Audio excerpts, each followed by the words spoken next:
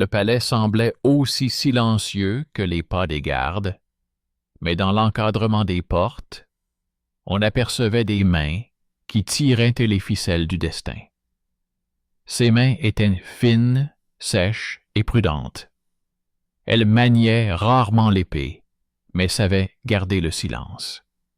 C'est ainsi que commençait l'histoire de ceux qui dirigeaient l'Empire sans lever l'épée, grâce à leur accès aux secrets et à leur capacité à entendre ce que les autres laissaient passer. Je suis heureux de vous accueillir. Écrivez-moi d'où vous regardez cette vidéo. Cela m'intéresse vraiment et je lirai vos commentaires. Je vous souhaite une bonne écoute. À Constantinople, le matin commençait avec l'odeur de l'huile chauffée et de la pierre humide. Les porteurs échangeaient de brèves phrases. Les marchandes tiraient des paniers de pain chaud. Les enfants pauvres s'asseyaient près des escaliers de l'hippodrome et comptaient leurs pièces de monnaie. Dans le palais, derrière les murs épais, une autre journée commençait. Des chuchotements dans les galeries, le bruissement du parchemin, le grincement doux des coffres scellés. C'est là que travaillaient Marc, eunuque, et scribe au trésor. Son visage était insignifiant, ses mains propres, ses mouvements silencieux. Il arrivait le premier, alors que les couloirs sentaient encore l'air de la nuit, et disposait les rouleaux de manière à ce que chaque grand homme trouve la feuille dont il avait besoin sans délai, et donc sans irritation.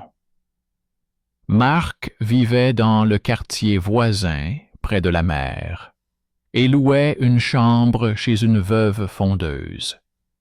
Le soir, il l'aidait à réparer les lampes et recevait en échange une soupe chaude et les nouvelles de la cour que les gens simples rassemblaient comme des perles, une par une, sans faire de bruit.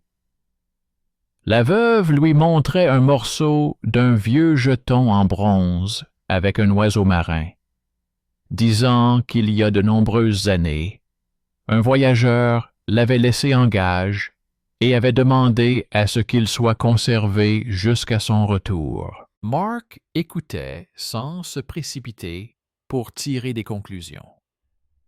Il avait l'habitude que les petites choses mises de côté finissaient par servir un jour. Ce jour-là, on lui remit un paquet insignifiant, sans aucune marque, comme si quelqu'un avait hésité à y apposer des signes supplémentaires. Le serviteur dit que le paquet avait été laissé dans les bains et qu'on lui avait demandé de le remettre au gardien des oreilles. C'est ainsi que l'on désignait parfois sa fonction au palais. Le nœud de la corde n'était pas simple. Il était serré, avec un chevauchement supplémentaire. Marc remarqua une technique de nouage rare qu'il avait vue sur les sacs d'épices orientales chez les marchands du port. Il mit le paquet de côté et ne l'ouvrit pas tout de suite. Il se lava d'abord les mains. Puis il appela Mira, la blanchisseuse du palais, que tout le monde considérait comme insignifiante. Elle travaillait tous les jours avec des nœuds, linge, ballots, paniers. Elle dit qu'un tel nœud était généralement utilisé par les gens qui marchaient longtemps sur des pierres et ne voulaient pas que la corde se défasse sous la pluie. C'était le premier signe discret que l'affaire s'étendait au-delà des portes de la ville. Au palais, on parlait de guerre. Des troupes de nomades se déplaçaient sur les routes du nord, et à l'hippodrome, On murmurait qu'elles étaient déjà plus proches qu'il n'y paraissait. Les personnes expérimentées disaient que la guerre était une question de céréales et d'hommes, et non de courage. Mark fut chargé de revérifier les registres des entrepôts avant la rencontre avec les ambassadeurs des steppes. Son supérieur, le gardien des sceaux Joseph, était calme et exigeait de l'ordre. Il avait appris à Mark à garder son sang-froid, même lorsque de grands hommes changeaient leurs plans à côté de lui. Lorsque Mark ouvrit enfin le paquet, il ne vit ni bijoux ni or, mais 3 objets. Un petit pot contenant une fine poussière blanche dans un étui en argile, une liste froissée des paiements aux gardes, et la moitié d'un jeton en bronze, avec le même oiseau que celui qui se trouvait chez la veuve. La poussière était étrange. Elle était trop légère pour être de la farine et trop lourde pour être des cendres. Mira souleva le pot, le secoua et dit que cette poussière devenait collante sur les doigts humides. Elle ajouta qu'elle avait déjà vu la même viscosité sur les vêtements des marins après le déchargement de navires venus de loin. Mark rassembla ses affaires et se lava les doigts 3 fois. Il remit le pot au médecin du palais. Le médecin le renifla, détourna le regard et déclara qu'on ne mettait pas cela dans la nourriture par accident. Il dit que quelqu'un voulait que le pot se retrouve précisément entre les mains de personnes ayant accès aux tables. La liste des paiements était ancienne et irrégulière. Elle contenait les descriptions de personnes dont tout le monde parlait sur la place d'Armes. Les montants correspondaient à ceux que Mark avait vus la semaine précédente dans un autre livre. Mais à côté d'eux, une main avait ajouté d'étranges annotations, sans cachet, par la porte de gauche. Mark vit en bas un gribouillis qui ressemblait à la moitié de la signature d'un des commandants. Il s'appelait Lev. Il venait de rentrer de la frontière nord et regardait tout le monde d'en haut, comme un plateau de jeu avec des pions. La moitié de la ville l'aimait pour ses victoires, l'autre moitié le craignait pour son caractère brusque. Mark posa le morceau de bronze trouvé à côté du jeton de la veuve. Il s'emboîtait parfaitement. L'oiseau était désormais entier. La veuve fondit en larmes et raconta qu'il y a de nombreuses années, un homme vêtu d'habits de voyage était venu la voir et lui avait dit qu'il devait cacher une partie de ses affaires, au cas où des gens se lanceraient à sa poursuite. Il avait dit qu'il reviendrait chercher le jeton quand la situation serait sûre et qu'il avait une fille qu'il voulait sortir de l'orphelinat de la ville. Il n'était jamais revenu. Mark ne promit rien à la veuve, mais accepta comme un fait que quelqu'un avait relié entre eux une vieille dette, un pot contenant une poudre dangereuse et le nom d'un chef militaire. 2 jours plus tard, une péniche caravanière entra dans le port. Elle transportait Youssouf, un marchand syrien à la manière de parler calme. Il transportait du sel et de l'huile, parfois sous des pavillons étrangers, pour ne pas payer de frais supplémentaires. Il était hébergé par sa sœur dans le quartier des artisans. Youssouf savait ouvrir les portes non pas avec un pied de biche, mais avec une pièce de monnaie. Il avait un jour dépanné l'entrepôt du palais lorsque les charrettes de blé avait pris du retard. Marc l'avait alors vu modifier d'un seul coup l'itinéraire des livraisons, et les sacs avaient pu être acheminés vers la ville avant la pluie. Dans les conversations sur les riches, on ne lui faisait pas confiance. C'était un étranger, avec un accent étranger. Mais il avait les clés là où les clés se perdent habituellement. Le soir même, on découvrit dans l'entrepôt, sous l'escalier, une fuite provenant d'amphores remplies d'huile. L'huile s'était répandue sur la pierre et avait imprégné les sacs de céréales pendant la nuit. Le chef de la garde a déclaré que c'était un accident, mais Mira a dit à Marc que le bouchon de l'amphore avait été retiré à l'aide d'un chiffon afin de ne pas laisser de traces.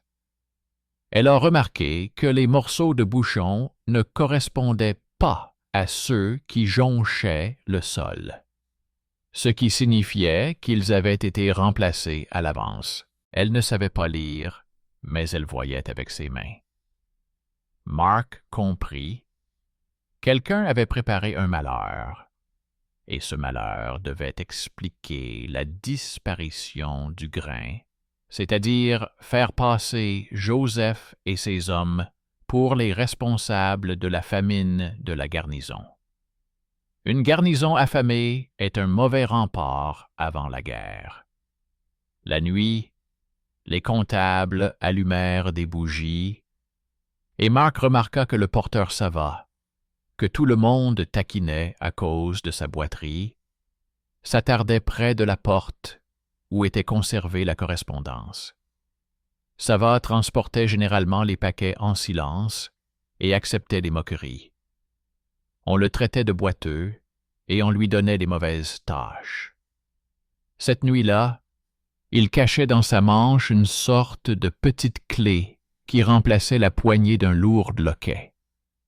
Il dit à Marc qu'il avait entendu 2 soldats discuter sous l'escalier, disant que les papiers bruissants s'enflammeraient plus vite qu'un balai en roseau sec, et que si les papiers brûlaient, personne ne pourrait prouver la culpabilité de ceux qui prendraient du grain en trop.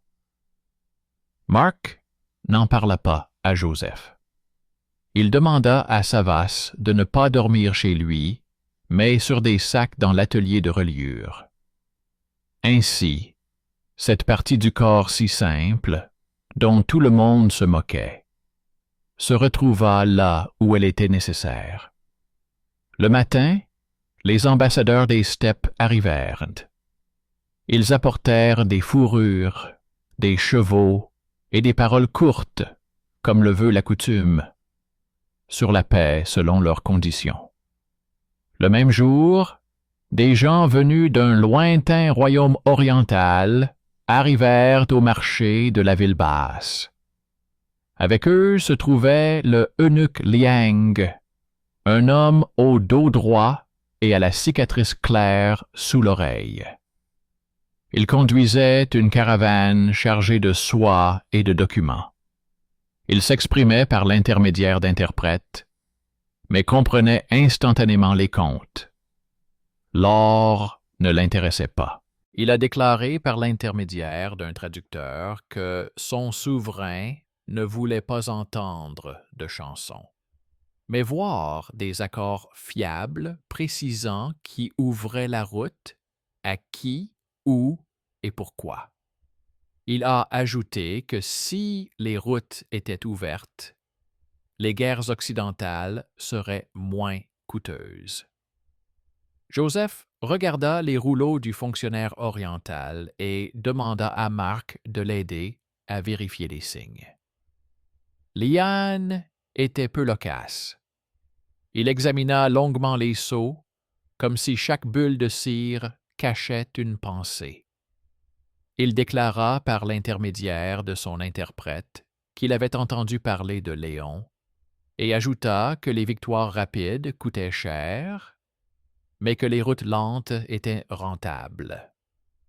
Marc remarqua que Liane ne considérait pas les gens en fonction de leur titre, mais de la qualité de leur travail. Il a regardé Mira avec intérêt, a vu les nœuds sur son panier et lui a demandé de lui montrer comment elle faisait un double nœud pour que l'eau ne détende pas la corde. Mira lui a montré, il a hoché la tête. Cela semblait insignifiant. Mais c'était un test. Un fonctionnaire étranger vérifiait le travail d'un autre fonctionnaire à l'aide d'un simple nœud. Le lendemain, le paquet de poussière blanche revint dans la conversation. Le médecin dit que c'était un produit en vrac utilisé pour traiter les tissus afin de les protéger des insectes, mais qu'à forte dose, il altérait les aliments et nuisait à la respiration. Il précisa que ce produit accompagnait souvent les marchandises orientales. Marc comprit que l'ombre cimérienne ne tombait pas sur l'entrepôt, mais sur les voies d'approvisionnement. Il se souvint de Youssouf et des doubles cachets qu'il apposait sur les paquets qui lui étaient confiés. Il demanda au marchand de vérifier qui avait été le premier à toucher les amphores. Youssouf dit avoir remarqué une trace de nageoire sur le bouchon. C'est ce que font ceux qui retirent les bouchons avec des spatules en hausse pour ne pas faire de bruit. Il ajouta que ce travail était généralement confié à des hommes de la troupe de Léo. Ce n'était pas une accusation directe, mais une réflexion technique. Marc apporta le seau brisé de Léo et la moitié de la signature à l'atelier de reliure, où le vieux maître empilait les lettres comme les pierres d'un pont. Le maître montra que cette boucle ne ressemblait pas à une signature inachevée. Elle avait un angle différent, comme si celui qui l'avait écrit avait essayé de reproduire le motif, mais que sa main était habituée à une autre inclinaison. La signature était donc imitée. La liste des paiements était donc un piège destiné à détourner les soupçons et les murmures dans une direction favorable. Marc mit ses conclusions de côté. Il attendait le moment où toutes les pièces du puzzle s'assembleraient. Le soir, Sava remarqua de la fumée près des portes du bureau des archives. Il dit avoir entendu des chuchotements et un léger bruissement, comme celui d'un balai. Il s'y rendit avec des seaux avant même que les cris ne retentissent. Ses jambes courtes furent plus rapides que les longues jambes des autres. Les flammes venaient de s'embraser, mais il avait déjà de quoi les éteindre. Il s'était déchiré l'épaule, mais il n'était pas parti avant que le feu ne soit absorbé par la pierre humide. Il restait des taches noires dans la reliure, mais les papiers avaient survécu. Le lendemain, la garde annonça qu'elle récompenserait quiconque dénoncerait le pyromane. Personne ne comprit que le pyromane avait déjà perdu. On ne lui avait pas laissé le temps. L'homme que tout le monde qualifiait de faible s'était avéré être celui qui avait déjoué le complot grâce à la force de ses bras levés à temps. Le soir venu, la nouvelle arriva que Léon rassemblait des partisans. Il expliquait que l'économie du palais était en ruine, que le grain dans le port était avarié, et qu'il fallait retirer la gestion des réserves aux eunuques. Il parlait fort, et la rumeur se répandit rapidement. Le lendemain, l'agitation s'intensifia dans les escaliers du palais. Joseph ordonna de renforcer les portes intérieures, et de ne pas céder à la panique. Il demanda le silence. Mais à l'intérieur, l'inquiétude le gagnait. Un entrepôt vide avant la guerre. Ce n'était pas de l'hypocrisie, c'était un malheur. Cette nuit-là, Youssouf vint voir Marc avec un bref message. Une caravane transportant du grain avait été retardée au passage à Gué à cause d'une corde défectueuse. Il dit qu'il pouvait se charger de remplacer la corde et payer les bateliers en argent. Il ne demanda pas la permission à ses supérieurs, il proposa une solution et prit les frais à sa charge. Il a dit qu'il n'aimait pas les actions inutiles et que ses hommes enverraient un grand chariot en ville le lendemain matin, même si le niveau de la rivière montait. Il a agi comme si sa maison se trouvait dans cette ville. C'était une intervention extérieure, mais calculée. Le lendemain matin, le chariot est arrivé.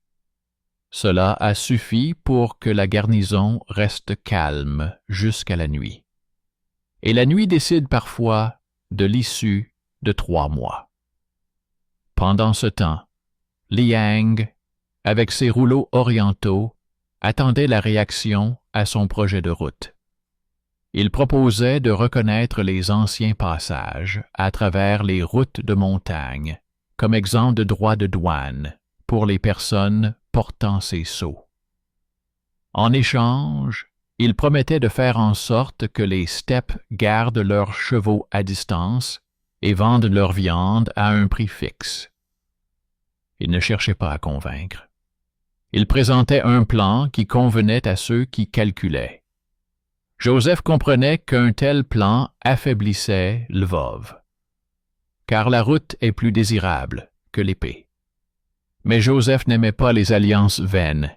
Il cherchait des preuves que Liang ne le tromperait pas. Mira, qui avait accidentellement mis la main sur l'un des cordons orientaux portant un sceau, montra à Marc que le nœud n'était pas régulier, mais comportait une boucle supplémentaire à laquelle on accrochait généralement un petit insert. Elle expliqua que l'on procédait ainsi lorsque l'on voulait cacher une petite marque à l'intérieur du nœud. Marc trouva un minuscule cheveu au fond de la cire. Ce poil était plus clair que celui des gens de notre région. C'était un signe étrange qui ne semblait rien signifier jusqu'à ce que Liang entre et voit Mira tourner le cordon. Il hocha la tête et dit, par l'intermédiaire d'un traducteur, que dans son pays, il était d'usage de laisser sur le sceau un petit signe visible uniquement par les initiés, afin de déterminer l'original. Il ajouta que peu de gens en dehors de sa cour étaient au courant. Marc comprit que Mira, que tout le monde considérait comme une simple blanchisseuse, avait remarqué ce dont le diplomate avait besoin. Son habileté à faire des nœuds s'avéra être la clé du sceau. À partir de ce moment, Liang commença à prêter davantage attention aux paroles de Marc. Et aux gens de Marc aussi. Le 3e jour, un messager arriva de la route du Nord. Il remit un rouleau portant la marque grossière de l'Ève. Il y était écrit que la frontière était tendue et qu'il valait mieux évacuer rapidement la cour de la ville. C'était étrange. Comment l'Ève pouvait-il connaître les réserves internes si elles étaient gardées? Le rouleau sentait la fumée. Au bord, là où se trouvait la signature, il y avait une rayure, identique à celle qui figurait sur l'ancienne liste de paiement. Le maître relieur a dit que cette rayure était laissée par une plume dont la pointe était abîmée. Un scribe de la troupe de Lion aime utiliser ce type de plume, mais il coupe souvent le roseau de manière incorrecte. Melochka a donné un fil. Mark rassembla tous les petits détails. Le nœud sur le paquet, la boîte de poudre, le bouchon pourri, les miettes d'une plume étrangère, la moitié d'une signature étrangère, le jeton en bronze qui correspondait, l'habileté de Mira à repérer les indices, les mains rapides de Sava, la camionnette de Youssouf et le calme de Lien. Il vit le tableau. Quelqu'un voulait abîmer le grain, brûler la correspondance, accuser les eunuques, intimider la cour, faire échouer les négociations avec les orientaux et les ambassadeurs des steppes, puis proposer le salut par la manière forte. C'était un plan où l'épée précédait la parole. Mais ce plan était contrarié par des gens que personne ne considérait comme des héros. Une blanchisseuse, un porteur, un marchand, un scribe. Pendant la nuit, Marc apporta le jeton de bronze à Joseph. Celui-ci le tint longtemps dans sa paume. Puis il raconta comment, il y a de nombreuses années, alors qu'il était encore jeune, son détachement avait été pris sous une pluie de flèches lors d'une traversée. Ils avaient hissé dans le bateau un camarade qui avait laissé sa femme et son bébé dans la guérite. Le camarade avait demandé que le jeton soit remis à la famille, qu'il n'avait pas eu le temps de récupérer. Joseph avait apporté la moitié du jeton à la femme et avait gardé l'autre moitié afin de savoir un jour si l'enfant était vivant. Il répéta que l'enfant avait peut-être grandi loin et depuis longtemps, ou qu'il était peut-être même mort. Joseph n'était pas enclin aux émotions, et cet aveu ne lui fut pas facile. Marc écouta et comprit. Une vieille dette ne disparaît pas. Elle reste dans un tiroir et attend son heure. Le lendemain matin, Lev arriva le premier dans la salle de réunion. Il apporta un parchemin dans lequel il proposait de placer les réserves de céréales sous le contrôle de l'armée jusqu'à la fin des tensions à la frontière. Il ajouta que sans cela, la ville serait frappée par la famine.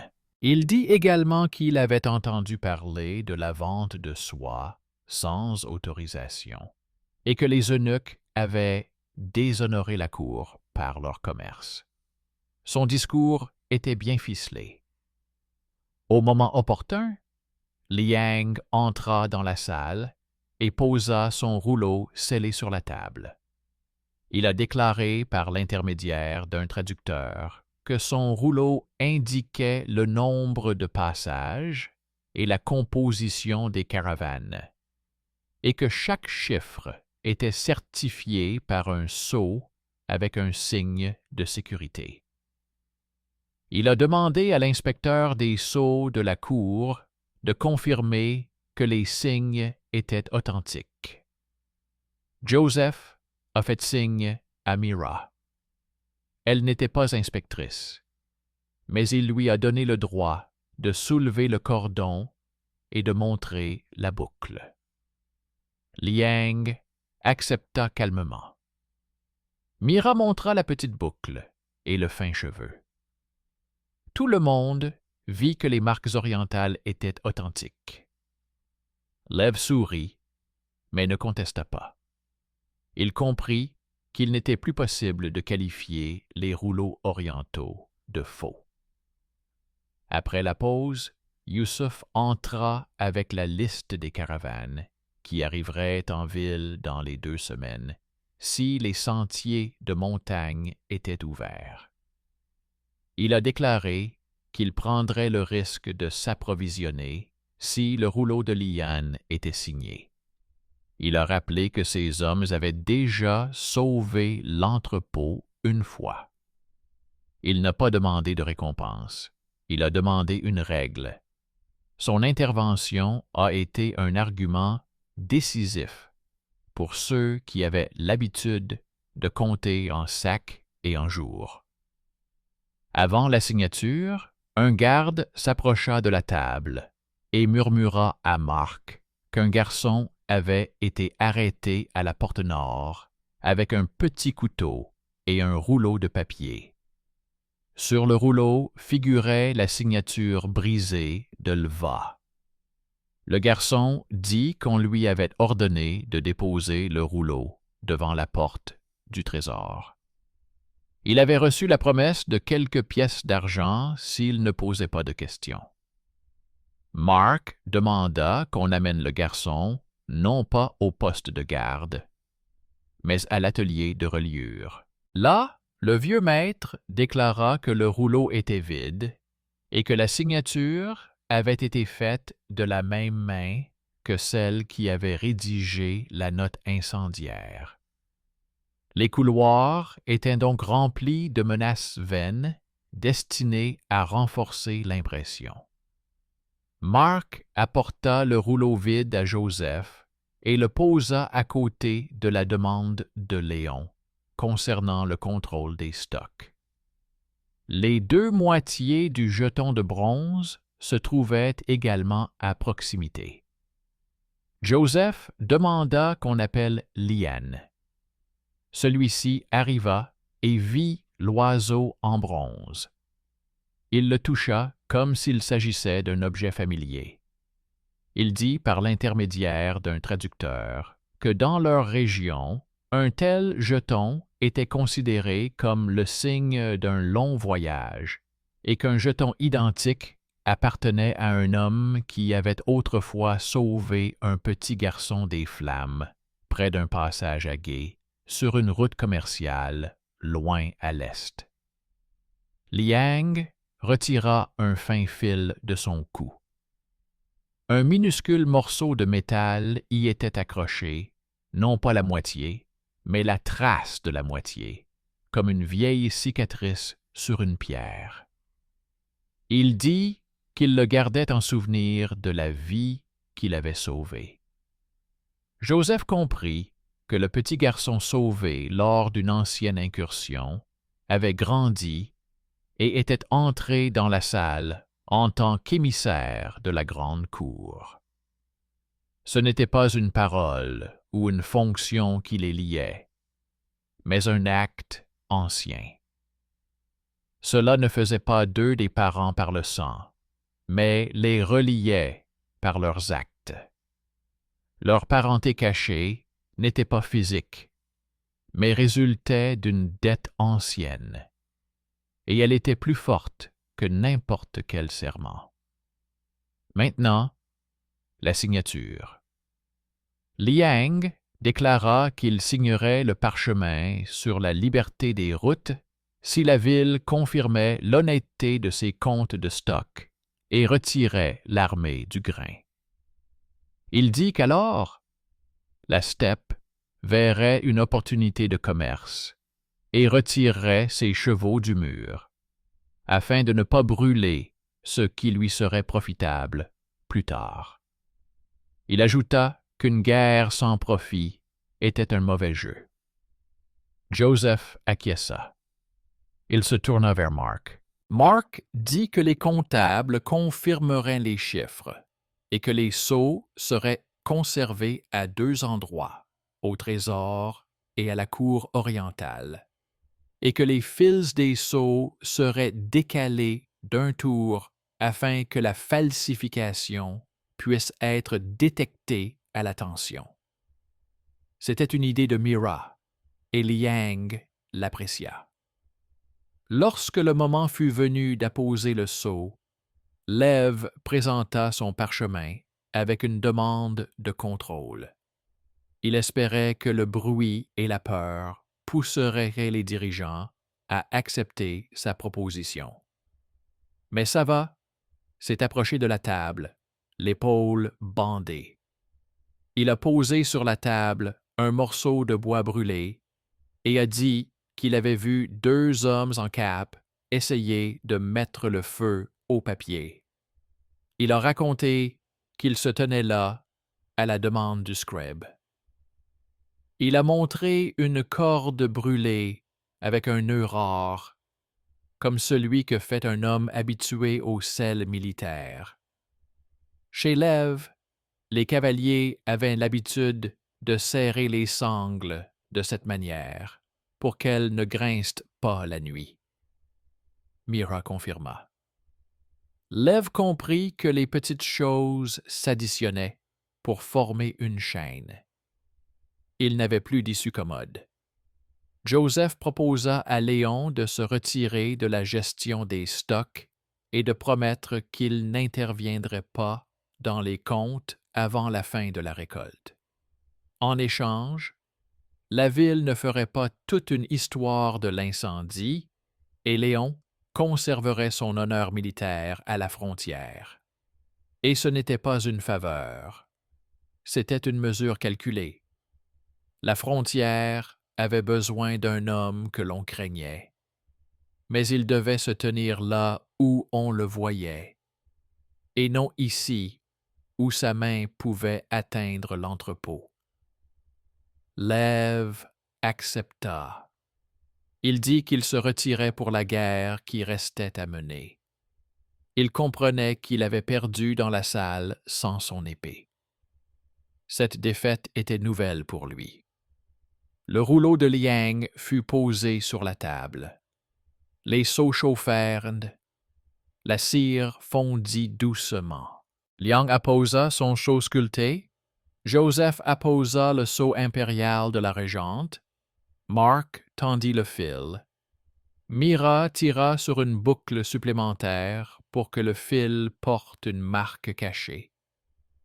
Le parchemin devint un objet vivant, dont la contrefaçon exigeait une connaissance des détails que seules quelques personnes possédaient. Il n'était pas bruyant, mais solide, exactement comme doit l'être un objet qui change le cours d'une guerre. Lorsque les ambassadeurs des steppes apprirent l'existence du rouleau des routes libres et que le grain de la ville était sous bonne garde, ils dirent qu'ils allaient y réfléchir. Leur réflexion signifiait qu'ils allaient calculer les bénéfices. Quelques jours plus tard, leurs hommes emmenèrent les chevaux à une distance d'une journée de marche. Les négociations commencèrent. Youssouf ouvrit ses entrepôts. Ses chariots empruntèrent la nouvelle route. La garnison reçut le grain. Sur les marchés, on n'entendait plus d'insultes, mais des discussions sur les prix. En bas, la ville bruissait de son bruit habituel, où les pauvres restaient pauvres, mais sentaient qu'ils passeraient l'année à venir sans incendie sur les toits. Le monde n'était pas devenu plus doux. Il était devenu plus facile à gérer. C'est la même chose pour ceux qui tiennent les comptes. Marc continuait à se rendre au trésor public le matin.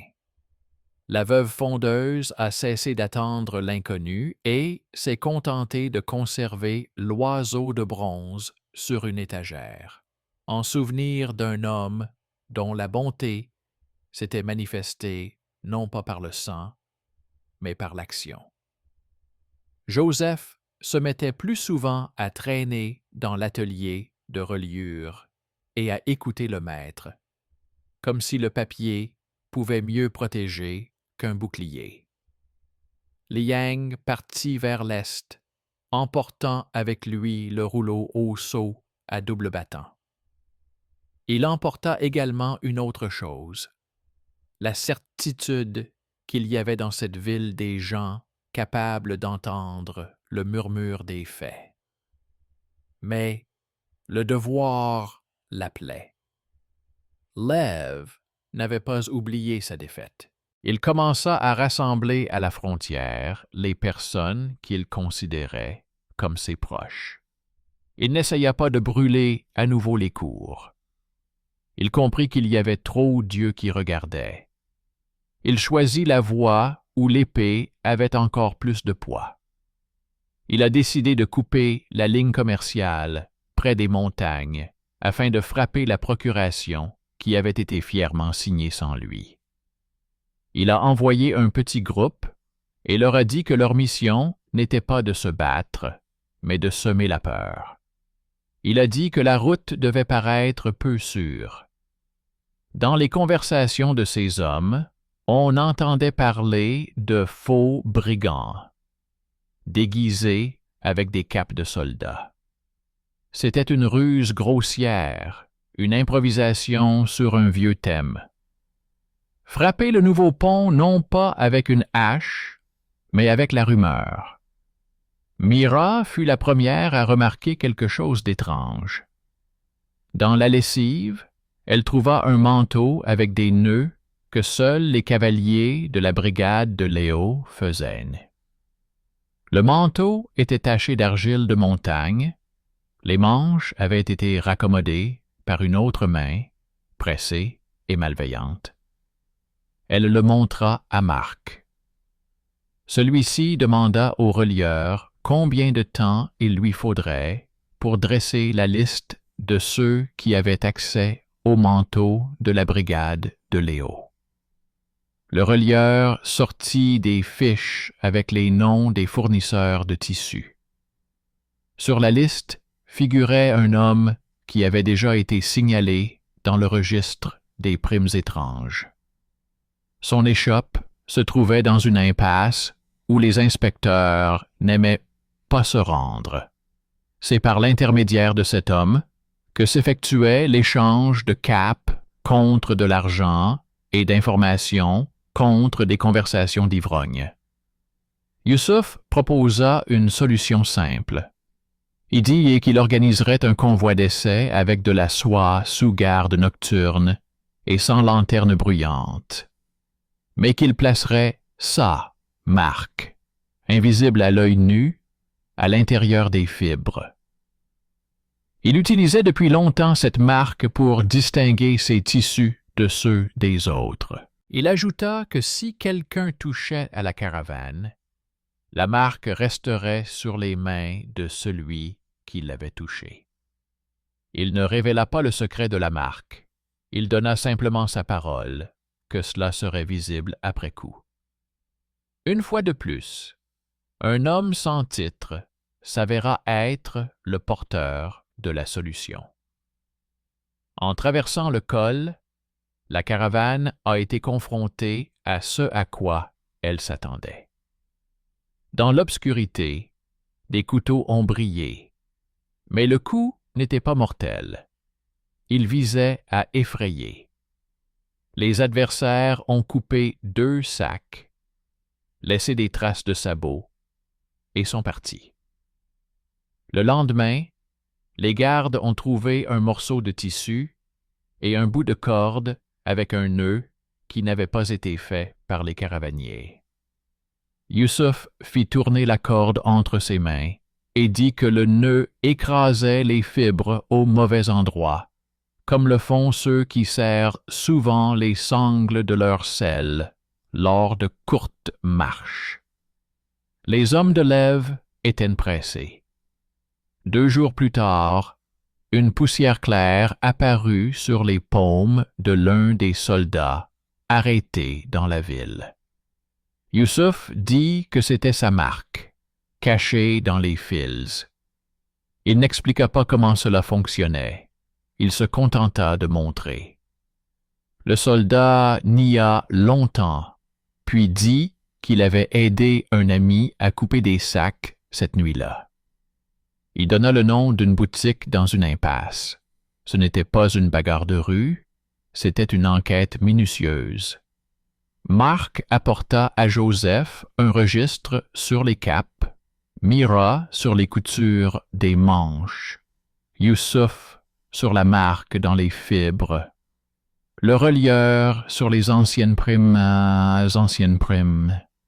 Liang, dans une lettre timbrée, sur la volonté de réduire temporairement les droits de douane aux passages orientaux si la ville confirmait la propreté de la route.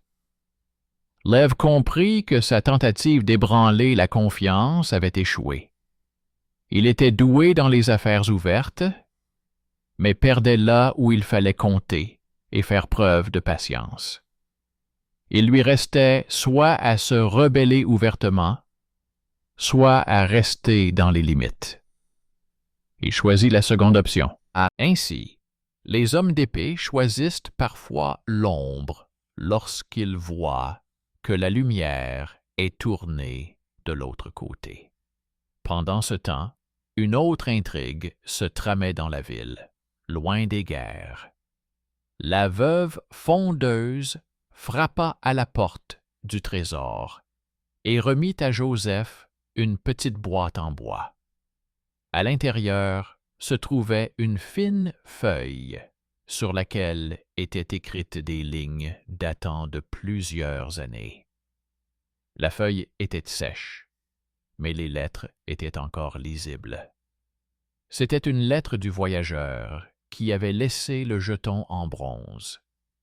Il écrivait qu'il partait vers l'Est et que sa dette envers cette ville serait un jour remboursée par des personnes qui ne se connaissaient pas. Il demandait à celui qui trouverait la lettre de la remettre à une personne qui entendait plus que ce qui était dit. Dans la lettre figurait le nom de Joseph. Il n'était pas écrit comme aujourd'hui, mais à l'ancienne. Mais cela suffisait pour boucler la boucle. La lettre était devenue un pont entre le salut passé et le carrefour actuel. Une parenté cachée par une action était désormais scellée par le temps. La ville vivait sa vie. Sur la place, les marchands se disputaient à propos des balances. Au port, on critiquait le prix du sel. Dans les quartiers chics, on discutait des tissus pour la fête. Mais sous ce bruit, l'ordre, scellé par le rouleau, fonctionnait tranquillement. Mira enseignait désormais les nœuds aux jeunes travailleurs. Elle leur montrait comment faire une boucle pour qu'elle parle à ceux qui savent. Sava a trouvé un nouveau travail, non pas comme porteur, mais comme gardien d'une reliure. On a cessé de parler de sa boiterie. On commença à lui apporter des remerciements, qu'il rangeait dans une boîte et qu'il n'osait pas lire. Il restait silencieux, mais on cessa de donner des coups de pied au chat dans le couloir en sa présence. Un jour, une petite inquiétude refit surface. Un colis arriva en ville en provenance de la province, contenant des herbes simples pour le médecin. Le colis fut apporté par un garçon. Il sentait la poussière et le thym. Le nœud qui le fermait semblait familier. Mark se méfia et appela Mira. Elle dit qu'elle avait vu ce nœud sur les bottes du marchand du cul-de-sac, là où se trouvaient les vieilles primes et les coutures. À l'intérieur, parmi les herbes, se trouvait une fine feuille roulée avec des mots qui semblaient étrangers, mais qui ressemblaient à l'écriture du scribe de la troupe de Léo. Il y était écrit brièvement « Donnez au cours la possibilité de choisir du pain ou de la soie. » C'était un chantage grossier dissimulé sous l'apparence innocente de feuilles médicinales. Le médecin, après avoir reniflé les herbes, dit qu'elles étaient mélangées à cette fine poussière qui altère la respiration. Il remballait les herbes et ordonna au garçon de ne plus accepter de colis sans seau. Un autre objet du quotidien, le panier d'herbe, se transforma un instant en un tour de passe-passe. L'expérience des jours précédents permit d'arrêter cela sur le coup. Ce fut un bref moment de suspense au milieu de la routine, mais il se termina sans encombre, car désormais, à la porte, se trouvaient des yeux qui savaient ce qu'il fallait chercher. À la fin de l'hiver, des nouvelles sont arrivées, indiquant que la steppe vaquait à ses occupations et que les caravanes orientales roulaient sans encombre. Le rouleau avec les seaux a fonctionné comme prévu. Yusuf a agrandi ses entrepôts. Liane envoya une lettre. Il écrivait que chez eux, on avait célébré la signature du traité comme un cas rare où une cour étrangère savait tenir parole sans effusion de sang. Il ajoutait que son souverain appréciait davantage les routes que les victoires. Il mentionnait que dans leur capitale, on se souvenait d'une vieille histoire à propos d'un enfant qu'un guerrier étranger avait autrefois sauvé des flammes.